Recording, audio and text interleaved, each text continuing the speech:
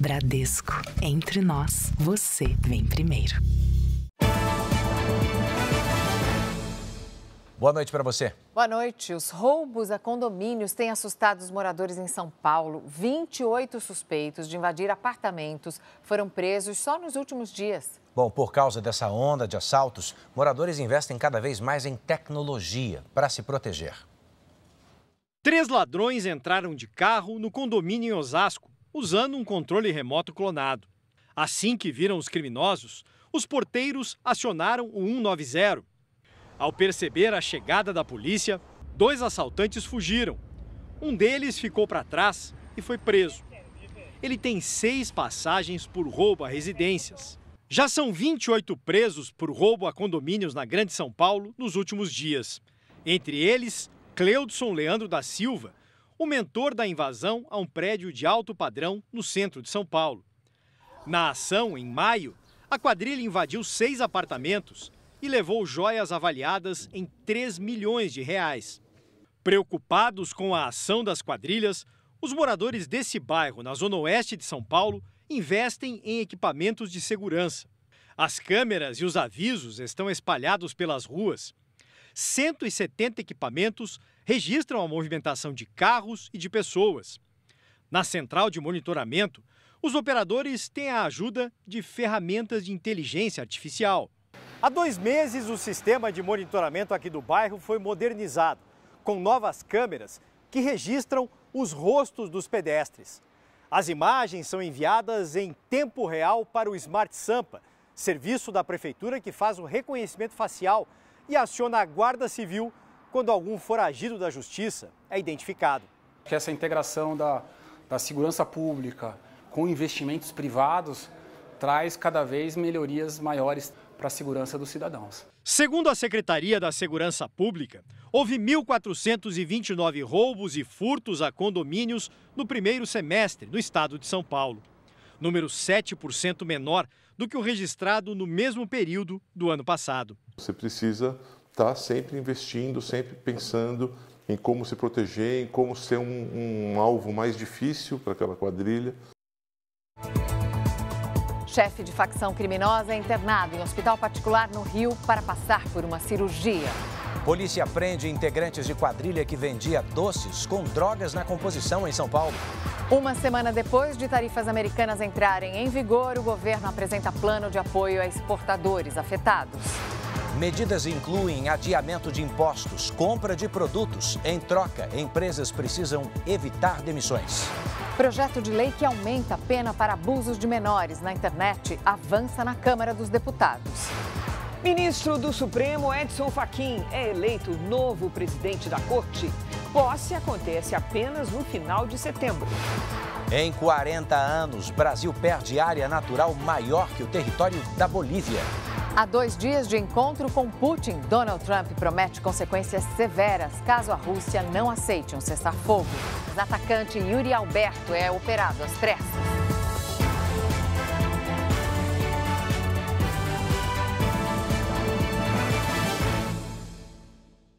Oferecimento Bradesco Empresas e Negócios. Autoajude-se e abra sua conta PJ.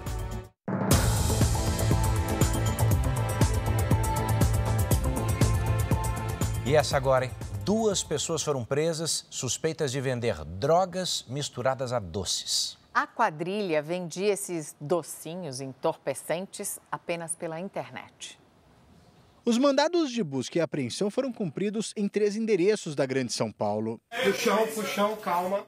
Numa casa na zona leste da capital, os policiais encontraram vários tipos de drogas, como metanfetamina, LSD, êxtase e ketamina, um medicamento usado como anestésico de cavalos. Todos os entorpecentes estavam embalados e prontos para a venda.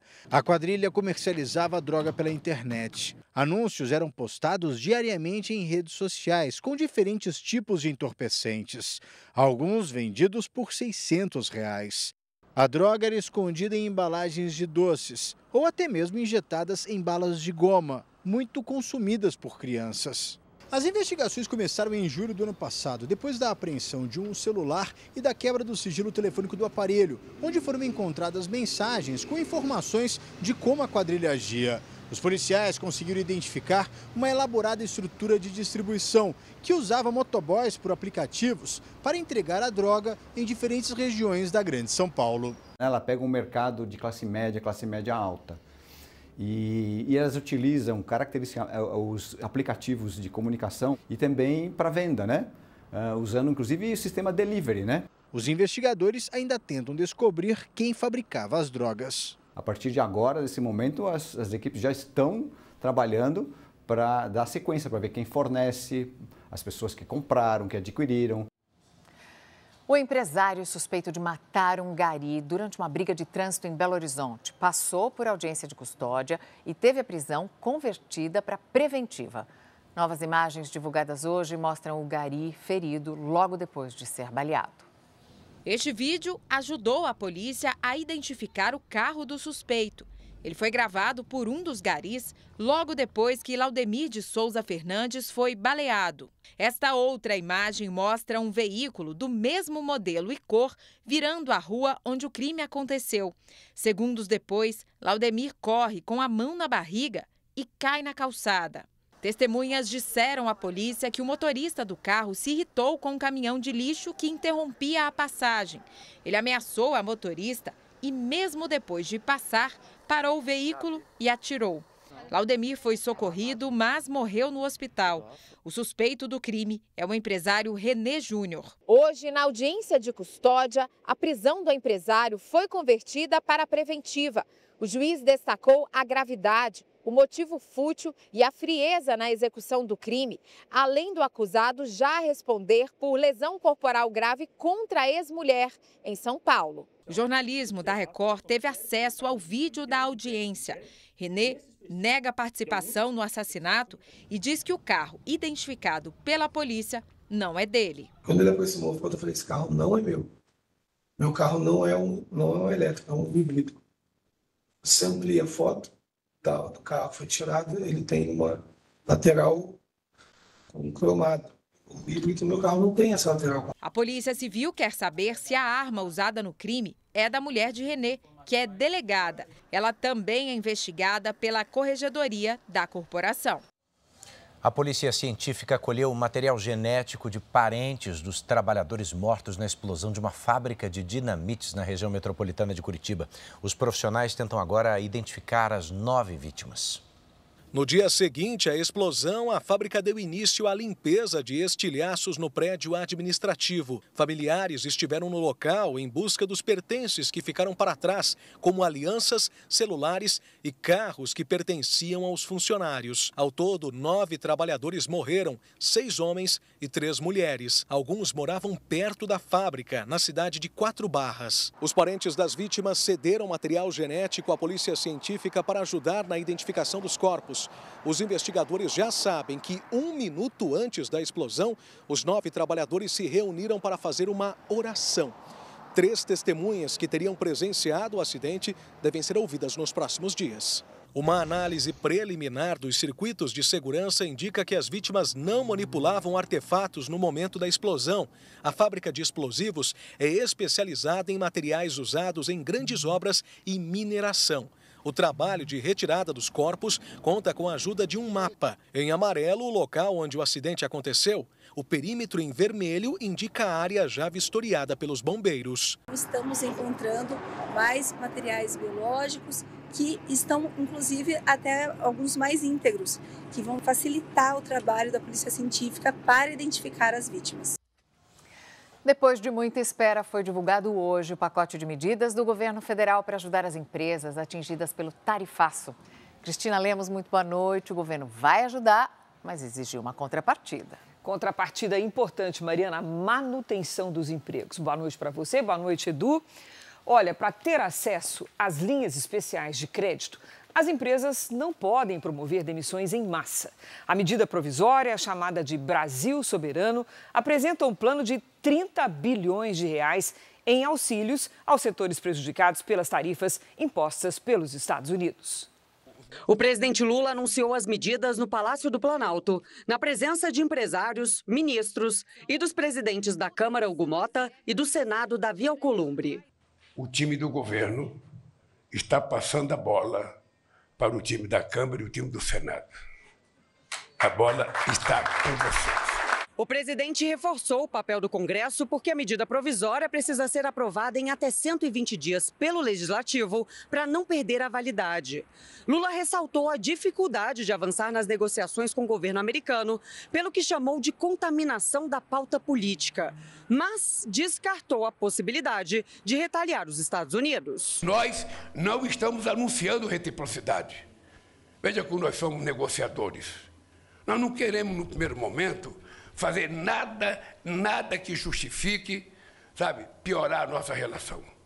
E o Brasil não tinha, efetivamente, nenhuma razão para ser taxado, e tampouco aceitaremos qualquer pecha de que no Brasil nós não respeitamos os direitos humanos. Entre as medidas anunciadas estão a abertura de linhas de crédito com taxas reduzidas, a ampliação do Reintegra, programa que devolve parte dos tributos federais sobre itens exportados, o adiamento da cobrança de impostos que venceriam em setembro e outubro, prorrogação em 1 ano do regime que suspende ou isenta os tributos de insumos importados para a fabricação de produtos que serão exportados, e a permissão de compra pela União, estados e municípios de produtos perecíveis que seriam exportados e que podem ser aproveitados em programas de alimentação.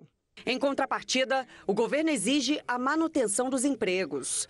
Para isso, criou a Câmara Nacional de Acompanhamento do Emprego para monitorar os setores beneficiados. O tarifaço atinge 36% dos produtos exportados para os Estados Unidos, o que representa 4% das exportações totais do Brasil. Que a gente possa ter um olho muito aguçado na defesa comercial, ela vai se tornar cada vez mais importante, não por um protecionismo e não por cometer os mesmos erros que talvez estejamos vendo no mercado internacional, mas preservarmos a nossa capacidade de resiliência e de reação da indústria nacional. O governo sinalizou ainda que os benefícios podem ser ampliados para setores que não foram prejudicados diretamente pelas tarifas, como a soja e o algodão. Há setores que não estão no radar hoje, mas que podem vir a entrar no radar em função de uma agressividade muito grande por exemplo, na exportação de algodão e soja por parte dos Estados Unidos, que está impondo compras de outros países aos seus produtos, isso pode acarretar problemas internos aqui no Brasil. Daqui a pouco, Cris Lemos está de volta com a gente, porque agora você vai conhecer a opinião de economistas ouvidos pelo jornalismo da Record sobre isso tudo. Eles explicam que o apoio do governo às empresas acerta no curto prazo, mas que a solução duradoura seria um acordo com os Estados Unidos. O pacote de apoio ao setor de exportação deve ajudar a equilibrar as contas das empresas que vendem para os Estados Unidos depois do tarifaço. Ele vai contribuir por mitigar ali, como se fosse um grande colchão que vai absorver um pouco esse impacto. Esta pesquisadora afirma que o plano pode afastar o risco imediato de demissões em algumas empresas que passaram a ter os produtos taxados em 50%. Que algumas realmente vão passar por dificuldades, que é importante que você dê uma ajuda temporária a elas. Mas elas têm que entender que a ajuda é temporária e que elas têm que procurar novos mercados. A Federação das Indústrias de São Paulo manifestou apoio ao plano. Para a Fiesp, as medidas ajudam a preservar empregos e demonstram compromisso com a defesa dos setores produtivos do país. De acordo com a Associação Brasileira dos Produtores e Exportadores de Frutas, a medida poderá mitigar parte das perdas imediatas. Apesar de o pacote ter sido avaliado positivamente, especialistas alertam que o ideal seria uma negociação com os Estados Unidos. Se a medida emergencial do governo for estendida por muito tempo, poderá haver impacto nas contas públicas. O Brasil já é um país muito endividado e você tem que achar caminhos para fornecer esse crédito. A solução duradoura de longo prazo de baixo custo seria, sim, negociar e fazer algum tipo de acordo. Há 2 dias do encontro com Vladimir Putin, Donald Trump prometeu consequências severas à Rússia se a guerra contra a Ucrânia não acabar. O presidente americano afirmou hoje que o compromisso desta sexta-feira com o líder russo no Alasca vai preparar o terreno para um novo encontro. Se tudo correr bem, eu gostaria de fazer uma segunda reunião logo em seguida entre os presidentes Putin, Zelensky e eu, se eles me quiserem lá, disse o republicano. Trump afirmou ainda que a Rússia vai enfrentar consequências severas se não concordar em parar com a guerra. Pela manhã, o americano participou de uma videoconferência com o presidente da Ucrânia e outros líderes europeus.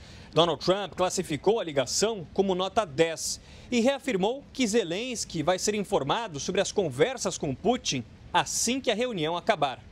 As nações europeias pressionam o republicano para que ele não tome nenhuma decisão importante sem consultar a Ucrânia.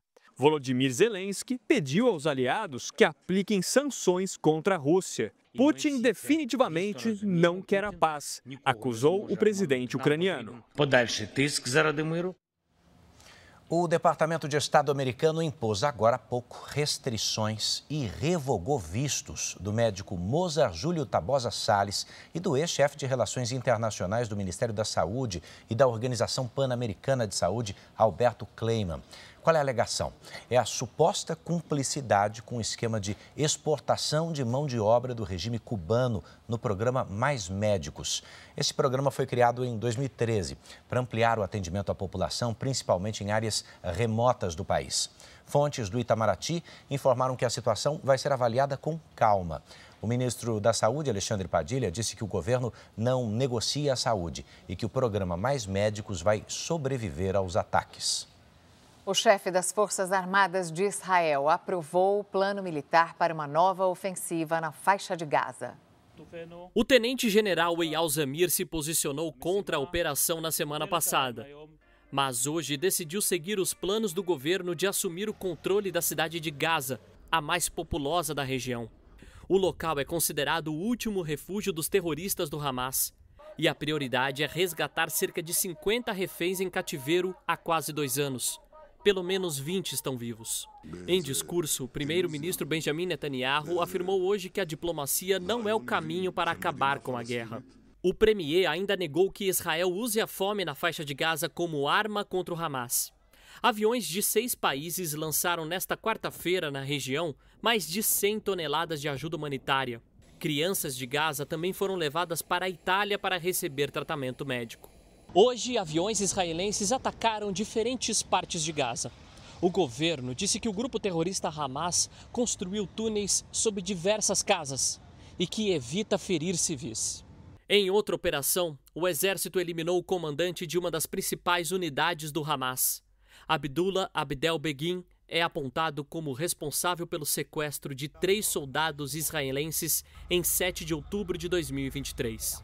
E ainda hoje, o chefe da maior facção criminosa do Rio, que está preso, passa por uma cirurgia no hospital particular. Os custos do procedimento são de responsabilidade do preso, internado há quase uma semana. Depois de Memphis e Carrillo machucados, o Corinthians sofreu mais uma baixa no time. O artilheiro Yuri Alberto passou mal e teve que ser operado hoje em São Paulo. O atacante sentiu dores abdominais e foi diagnosticado com uma hérnia na região da virilha. A cirurgia aconteceu nesta madrugada. O jogador deve receber alta amanhã e ainda não tem previsão para voltar a jogar. Boa recuperação para ele. Então, reforçando o convite, no sábado, Sport e São Paulo fazem o jogo da rodada do Brasileirão aqui na Record, a partir das 6 da tarde. O R7 e o Play Plus também vão transmitir a partida. Mariana, Edu. Estaremos lá, Paloma. Obrigada. Você vai ver a seguir, presidente Lula debate com auxiliares projeto de lei que vai ser enviado ao Congresso para regulamentar as redes sociais. E também policial que levou tiro a queima-roupa conta os momentos de aflição que passou na comunidade. Cabo Santana conta que temia perder os sentidos antes da chegada do socorro.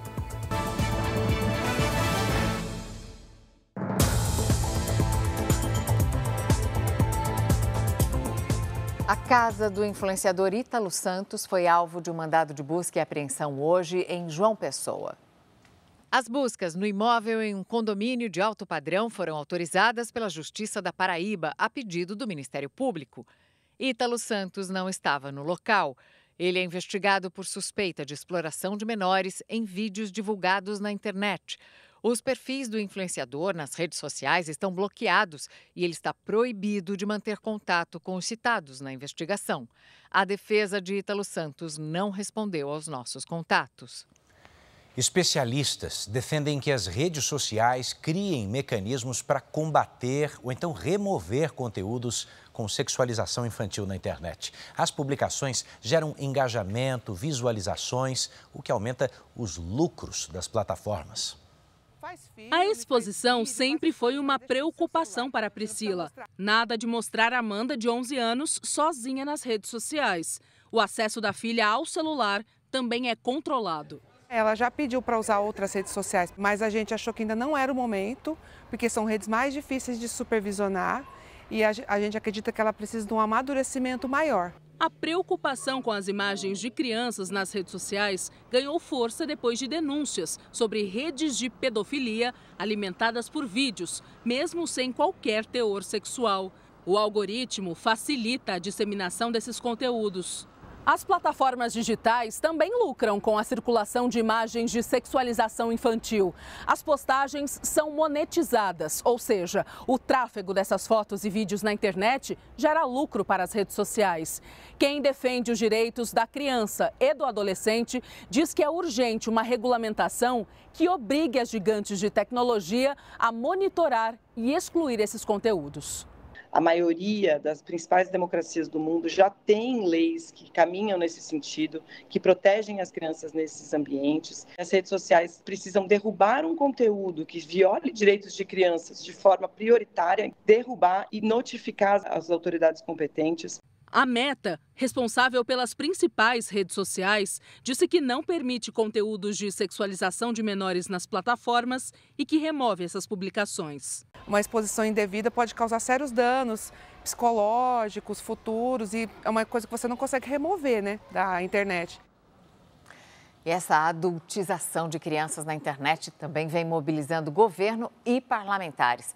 Cris, quais são as novidades sobre o tema? Mariana, parece que o governo federal pretende capitanear esse debate, tanto que o presidente Lula discutiu pessoalmente hoje com auxiliares o projeto de lei que vai ser enviado ao Congresso para regulamentar as redes sociais.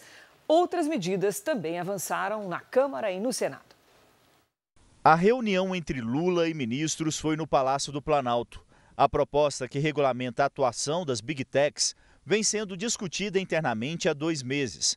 Mas o texto ainda não foi divulgado. O presidente quer aproveitar a repercussão da adultização de menores nas redes sociais para avançar no tema. O texto pretende estabelecer um procedimento no ambiente digital e responsabilizar as plataformas por conteúdos que envolvam ódio, pedofilia e ataques a crianças. O presidente da Câmara, Hugo Mota, também tem liderado esforços para tratar do tema, mas de forma mais específica, criando regras e responsabilizando plataformas pelo uso de imagens indevidas de crianças e adolescentes. Mota criou um grupo de trabalho para avaliar e unificar cerca de 60 projetos sobre o assunto que tramitam na Câmara. Devem fazer parte do projeto chamado Dever de Cuidado, o que exige ações das plataformas para evitar danos a menores. Também serão incluídos o monitoramento de riscos, a identificação de padrões e a disseminação de crimes, e ainda a remoção de conteúdos ilegais, a prevenção da reincidência e a transparência sobre as medidas e critérios de moderação. Nesta quarta-feira, a Comissão de Constituição e Justiça do Senado aprovou requerimento para ouvir representantes das Big Techs sobre as denúncias. Já a CCJ da Câmara aprovou o projeto que amplia para 4 anos a pena para quem aliciar crianças e adolescentes na internet. O texto ainda precisa ser aprovado em plenário. Os registros de infrações de trânsito estão suspensos desde 1º de agosto, em parte dos 47 mil quilômetros de rodovias federais com radares. A informação é da Associação Brasileira das Empresas de Engenharia de Trânsito. De acordo com a nota técnica da Secretaria Nacional de Trânsito, o corte de quase 90% do orçamento previsto para a manutenção dos equipamentos tem inviabilizado o serviço de controle de velocidade nas rodovias. Nós procuramos o Departamento Nacional de Infraestrutura de Transportes e o Ministério dos Transportes, mas não tivemos retorno. Termina hoje o prazo para que os advogados do chamado Núcleo 1 da tentativa de golpe de Estado apresentem as defesas dos 8 réus. É a última etapa antes da definição da data do julgamento. Clébio Cavagnoli acompanhou e traz as informações direto de Brasília. Olá, Clébio, boa noite. Olá, Cris. Boa noite a você e a todos que acompanham o Jornal da Record. As defesas tiveram 15 dias para preparar as chamadas alegações finais, que são as últimas manifestações dos réus antes do julgamento final aqui no Supremo Tribunal Federal. Além de Jair Bolsonaro, fazem parte deste núcleo da ação penal o deputado federal Alexandre Ramagem, o ex-comandante da Marinha, Almir Garnier, o ex-ministro da Justiça, Anderson Torres, o general Augusto Heleno, o ex-ministro da Defesa, Paulo Sérgio Nogueira, o ex-ministro da Casa Civil, Walter Braga Neto, e também o tenente-coronel Mauro Cid, ex-ajudante de ordens de Bolsonaro, que fez o acordo de delação premiada. Até o momento, se manifestaram as defesas de Augusto Heleno, Braga Neto, Alexandre Ramagem e Anderson Torres, todas negando as acusações. A expectativa é que os advogados de Bolsonaro também neguem qualquer plano golpista e reforcem que ele é inocente. Depois dessa fase, Cris, o relator do caso, o ministro Alexandre de Moraes, já pode liberar o processo para julgamento na primeira turma do Supremo. E a expectativa é que isso ocorra até o final de setembro. Volto com você, Cris. Obrigada, Clébio. O coronel Marcelo Câmara, ex-assessor de Jair Bolsonaro, disse hoje que o ex-presidente pediu o monitoramento do ministro Alexandre de Moraes e de outras autoridades no final de 2022. De acordo com ele, o monitoramento era pontual e tinha como objetivo acertar agendas. O depoimento foi dado durante a careação com o ex-ajudante de ordens Mauro Cid. Os dois militares são réus por envolvimento no plano para um golpe de Estado. Marcelo Câmara cumpre prisão preventiva em Brasília. O ministro Edson Fachin foi eleito hoje presidente do Supremo Tribunal Federal. O mandato de Edson Fachin foi confirmado em votação simbólica pelos outros 10 ministros, seguindo a tradição da corte. Assume o cargo o ministro mais antigo que ainda não presidiu o STF. Recebo com o sentido de missão e com a consciência de um dever a cumprir. Nós continuaremos buscando fortalecer a colegialidade, a pluralidade, sempre aberto ao diálogo. Fachin está no Supremo desde junho de 2015 e vai substituir o ministro Luiz Roberto Barroso na presidência da Corte pelos próximos 2 anos. Considero pessoalmente e institucionalmente que é uma sorte do país poder, nesta conjuntura, ter uma pessoa com a qualidade moral e intelectual de Vossa Excelência conduzindo o tribunal. O ministro Alexandre de Moraes foi eleito vice-presidente. A posse dos dois está marcada para 29 de setembro. E em um evento com influenciadores digitais promovido pelo Supremo Tribunal Federal, o ministro Alexandre de Moraes encontrou um humorista paraibano, Misael Silva. O influenciador é conhecido nas redes sociais como advogado de Alexandre de Moraes. O ministro entrou na brincadeira e disse que precisa de um advogado para defendê-lo nos Estados Unidos. Você fala inglês também? Para me defender nos Estados Unidos? O visto vai ser revogado. A deputada Carla Zambelli passou mal antes da audiência no Tribunal de Apelação de Roma, na Itália, que julgaria o pedido de liberdade domiciliar. Ela foi levada a um hospital, mas retornou ao tribunal, que manteve a prisão da parlamentar. Zambelli fugiu do Brasil depois de ser condenada pelo Supremo Tribunal Federal a 10 anos de prisão por invasão do sistema do Conselho Nacional de Justiça. Ela acabou presa na Itália em 29 de julho. A defesa da deputada alega questões de saúde e pede que ela aguarde em liberdade a decisão da Justiça sobre o pedido de extradição. Eu fico por aqui, Mariana, Edu. Obrigado, Cris. Bora mudar de assunto agora, porque em Salvador, um banhista registrou a visita inusitada de um pinguim. As imagens foram feitas hoje na praia de Boa Viagem, capital baiana. O pinguim nadava sozinho, perto da areia. Estava levando o que ali? Um peixe no bico, né? Nessa época do ano, os pinguins migram da Argentina e do Chile para o litoral sul do Brasil em busca de águas mais quentes. Mas algumas espécies acabam se perdendo do grupo e vão parar nas praias do Nordeste. Mais um dia seco em boa parte do país. Lidiane Sayuri, muito boa noite. Esse padrão continua na quinta-feira? Continua assim, Mariana, pelo menos até o fim de semana. Boa noite para você. Edu, boa noite. E uma ótima noite para você. O ar seco ganha força e nesta quinta teremos áreas em alerta. Do norte do Paraná até o interior do Nordeste e centro-sul do Tocantins. E do interior de São Paulo, passando por Minas Gerais até o sul do Amazonas e do Acre. Em Campo Grande, tempo seco e quente, com até 29 graus. Em São Paulo, as nuvens aumentam à tarde e pode até garoar. Máxima de 19. Em Florianópolis, 19 também, com sol entre nuvens. Hoje, a maior quantidade de chuva foi registrada sobre o Tocantins, Pará e Maranhão. As imagens de satélite mostram algumas nuvens mais carregadas pelo norte e nordeste. Amanhã, a frente fria avança com chuva no litoral de São Paulo e no Rio de Janeiro.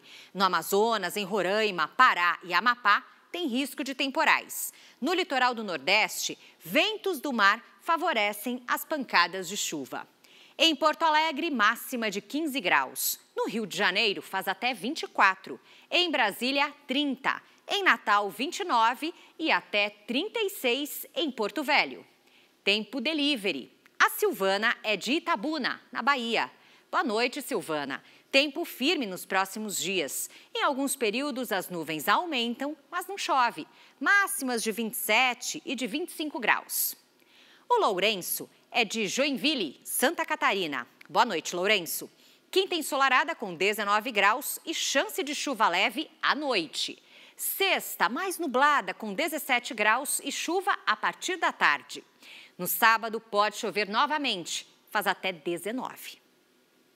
Pelas redes sociais, escreva o nome de uma cidade, a hashtag você no JR e apareça aqui no Tempo Delivery. Mariana, Edu. Obrigado.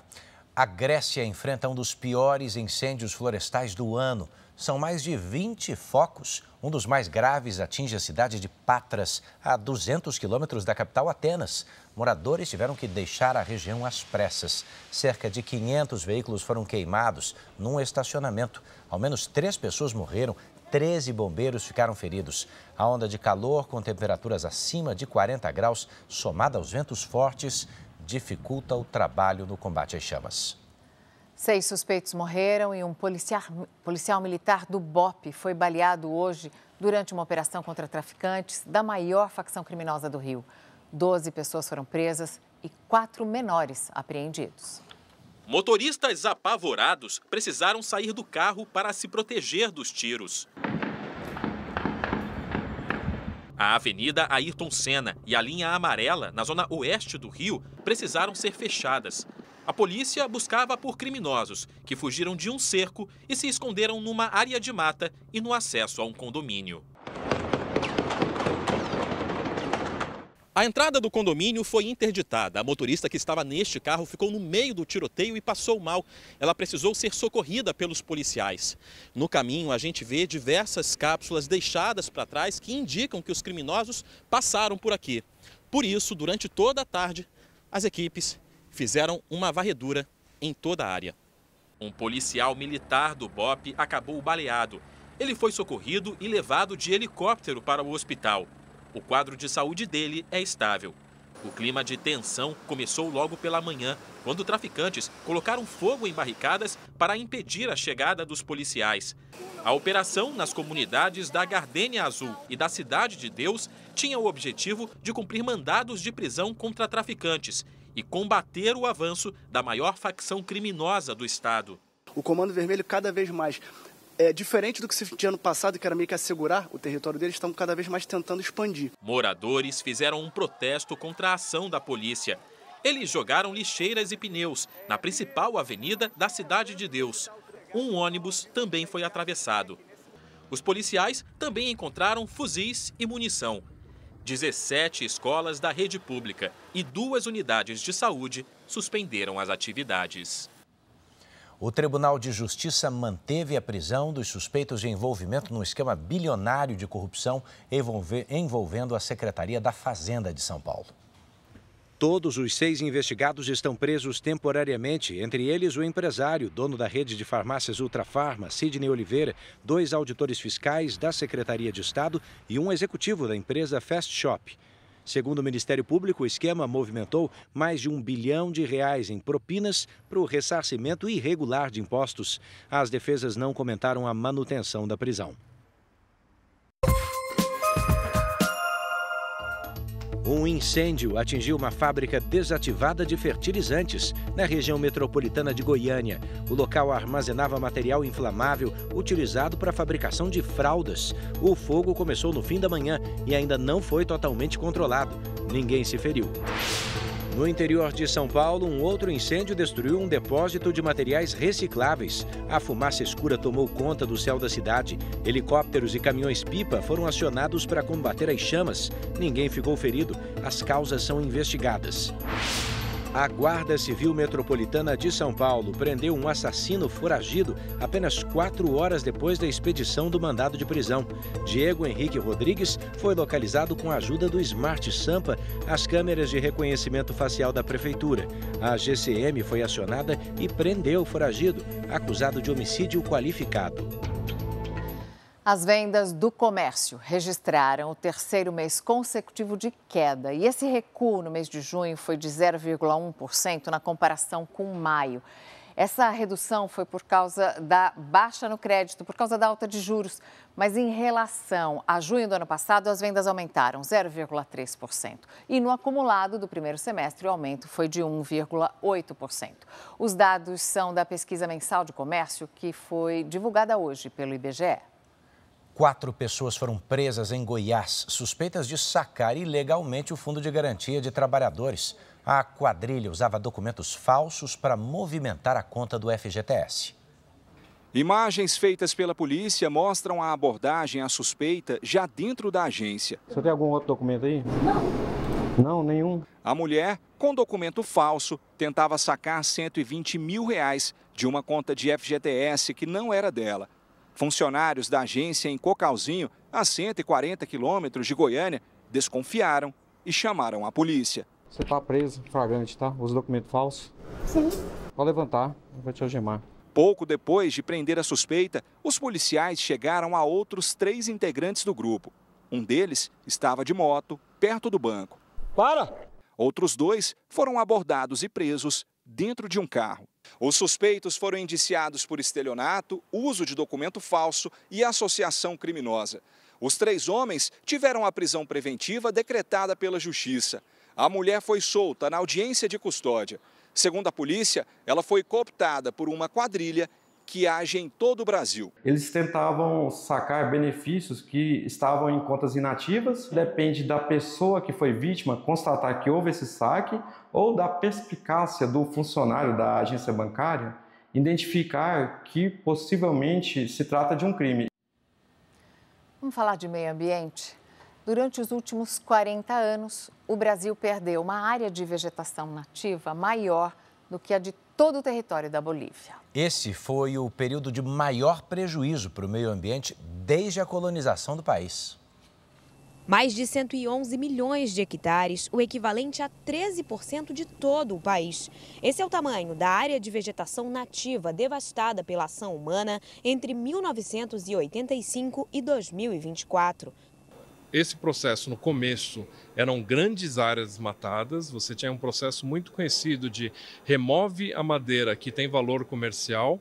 Depois disso, você derruba o restante dessa madeira, deixa ela secar, o restante da floresta. Depois que ela seca, você coloca fogo. Nessas 4 décadas, o país perdeu, em média, quase 3 milhões de hectares de áreas naturais por ano. A área total é maior do que o território da Bolívia.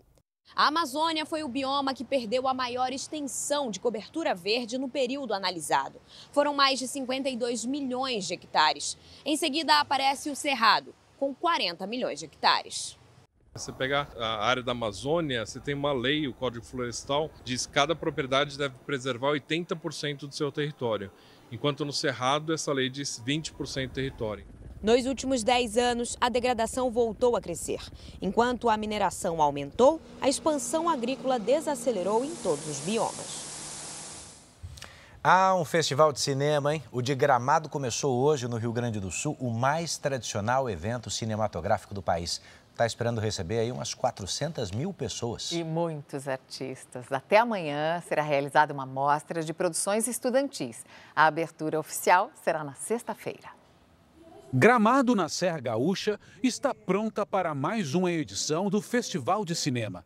A abertura oficial acontecerá na sexta-feira, mas a cidade já está na expectativa. Ano passado a gente também veio nessa época, é muito legal que a cidade fica vibrante, né? Os artistas passeando pela cidade, é muito interessante e o clima é muito legal. A previsão é que a cidade receba 400 mil visitantes, 100 mil a mais do que o ano passado, quando o aeroporto Salgado Filho ainda estava fechado por causa das enchentes. Infelizmente não tinha assento em aeronave para a gente trazer a quantidade de pessoas que é necessário para um festival do tamanho do Festival de Gramado. Neste hotel, a ocupação deve ficar entre 80% e 100%. O festival vem todos os anos para trazer o turista de volta para a nossa cidade. Então a expectativa é muito boa, como sempre. Serão 74 produções, entre curtas e longas, distribuídas em 5 mostras competitivas. A gente está trabalhando com temáticas das mais variadas e, sobretudo, também com regionalismos, quer dizer,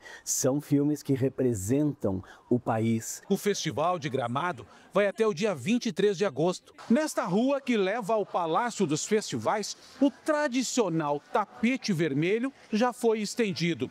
O público vai poder ver de perto astros e estrelas.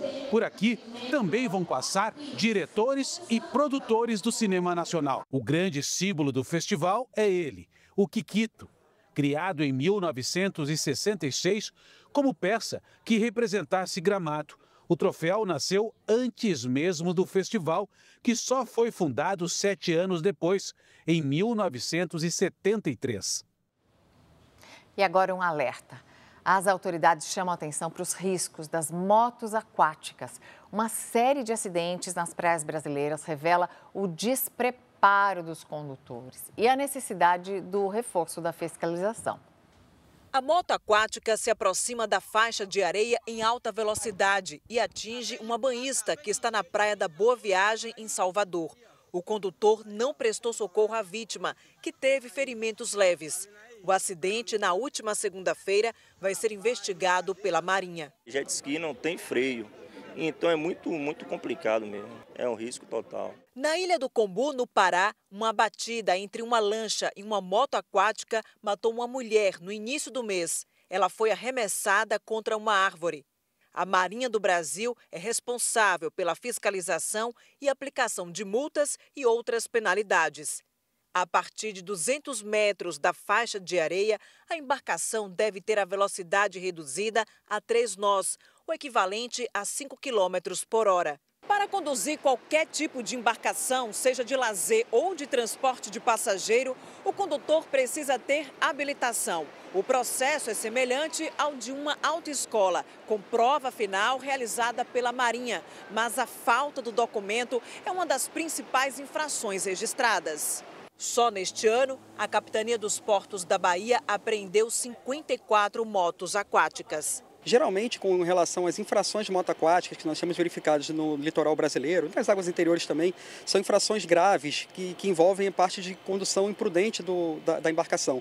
Então, essas punições elas tendem a ser altas. Relembrando que, em caso de reincidência, o condutor pode perder a habilitação.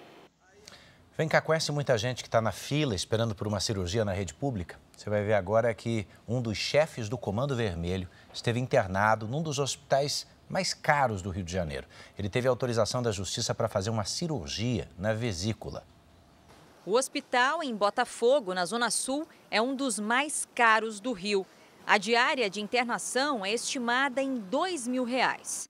Desde sexta-feira, o detento Alexander de Jesus Carlos, conhecido como Choque, é um dos pacientes da unidade.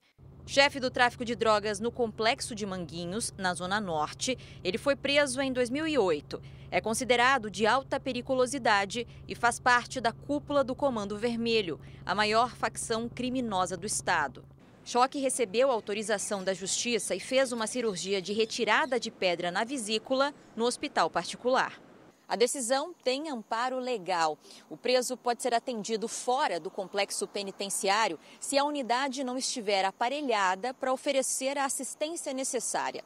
A lei permite ainda a contratação de um médico de confiança do detento, desde que ele pague pelo procedimento. Uma vez esgotadas as possibilidades do atendimento na rede pública, aí sim o preso poderá pedir o atendimento na rede particular, mas isso será custeado integralmente pelo preso e de acordo com o seu critério.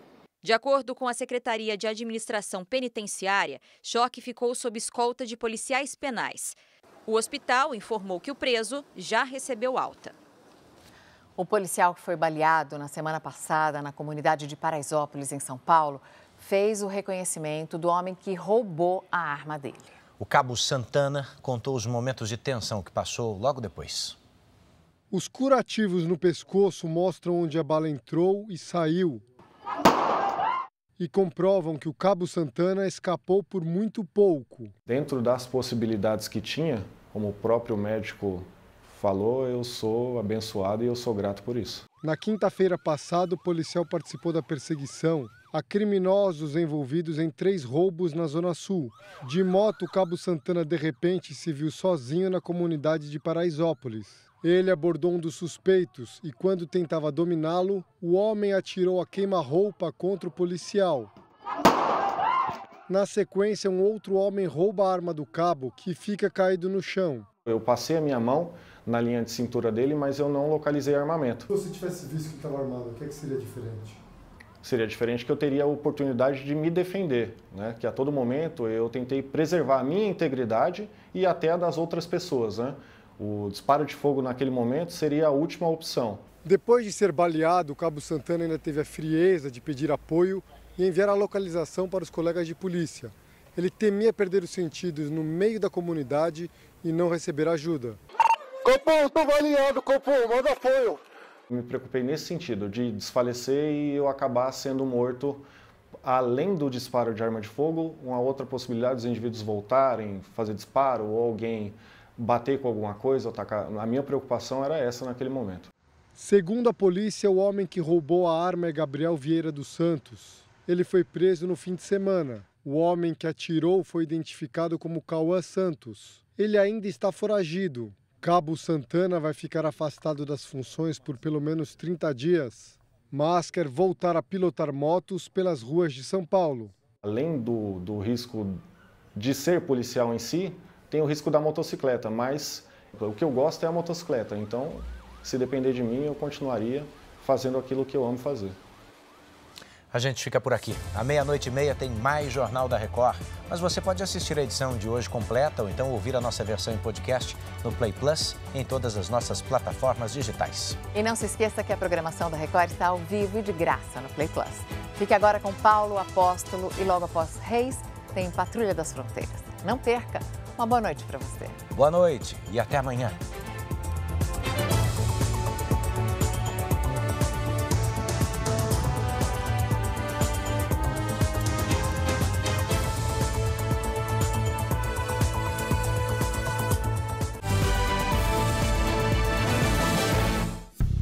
Bradesco. Entre nós, você vem primeiro.